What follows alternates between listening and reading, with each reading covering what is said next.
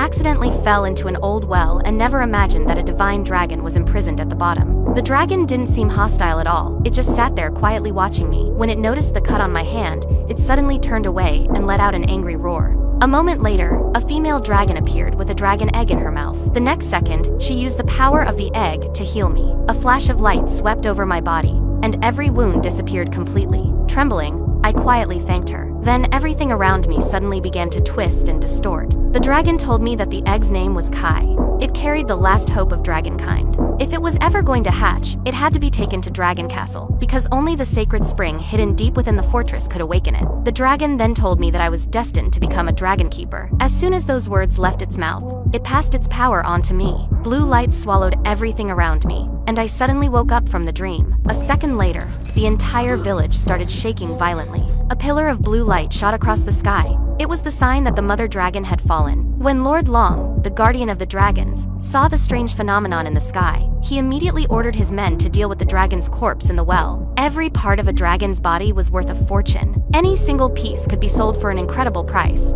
I watched the cruel scene with my own eyes. My grandmother told me that the last surviving dragon in the world was about to be transported to headquarters. They planned to drain every drop of its dragon blood and use it to create medicine for the emperor. After learning what had happened to the dragons, I secretly made up my mind. No matter what, I would fulfill the mother dragon's final wish from my dream. I pretended to deliver tea while secretly eavesdropping on the Grand Sorcerer's plans. But in the middle of it, Hua Hua suddenly jumped out of my arms. The Grand Sorcerer reacted instantly. He grabbed Hua Hua by the tail and tossed it into a teacup, planning to boil it alive. Just as disaster was about to strike, a burst of dragon power erupted from nowhere. The Grand Sorcerer spun around and quickly realized the power was coming from me. Strangely, instead of getting angry, he smiled. His eyes had landed on the pendant around my neck. It was actually a dragon pearl. At that moment, he thought of a way to control the dragon. The evil sorcerer pulled a hairpin from his robe and pressed it against my throat. Deep inside the dungeon, the imprisoned dragon completely lost its composure. It knew one thing for certain: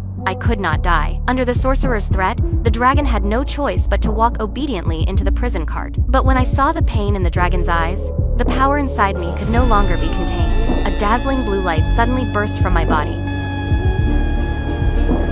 Countless ice spikes crashed down onto the soldiers below. The dragon immediately shattered its chains and rushed toward me. Unfortunately, its divine power was still being suppressed, and it couldn't break through the dungeon completely. With no other choice, the dragon entrusted the egg to me. Then it slammed heavily into the ground. I understood that the dragon egg carried the future of the entire dragon race, so I ran toward the city gates with everything I had. What I didn't expect was for the Imperial Master to release a giant, poisonous ladybug. It flew straight at me and bit my neck. My legs instantly gave out, and I collapsed to my knees. The Imperial Master smiled smugly, unaware of one thing. A dragon and its keeper could sense each other. The moment the dragon realized I was in mortal danger, it unleashed an earth-shaking roar. The dragon egg suddenly burst with brilliant light, instantly purging the poison from my body. At the same time, the dragon finally broke the seal of the dungeon and charged toward me at full speed. Seeing this, the Imperial Master grabbed both me and the dragon egg. He wanted to find out which one the dragon would choose. The next moment, he threw us both off a cliff. Without a second of hesitation, the dragon flew straight toward me. The answer was obvious. To the dragon, its keeper's life was more important than the egg. But the Imperial Master had already hidden a spider on the egg. As the dragon rescued me, he slowly reeled in a strand of spider silk and successfully recovered the egg. Realizing it had been tricked, the dragon immediately dove toward him. Just as it was about to catch the Imperial Master, the general beside him drew his bow and fired. The arrow sliced across the dragon's wing. Unable to stay airborne, the dragon plummeted toward the ground. Luckily, there was a lake nearby.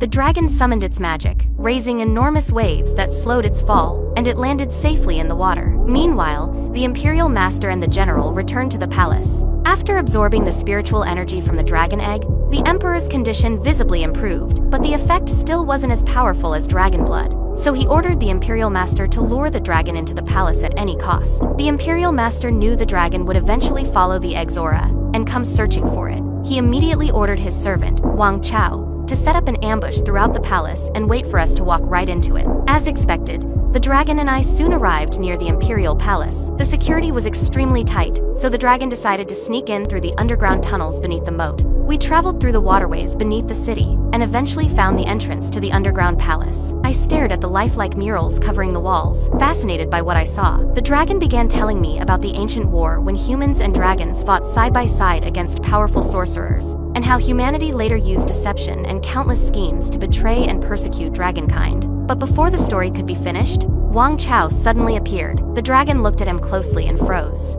He was the very same guardian who had once served and protected the dragon's wife many years ago.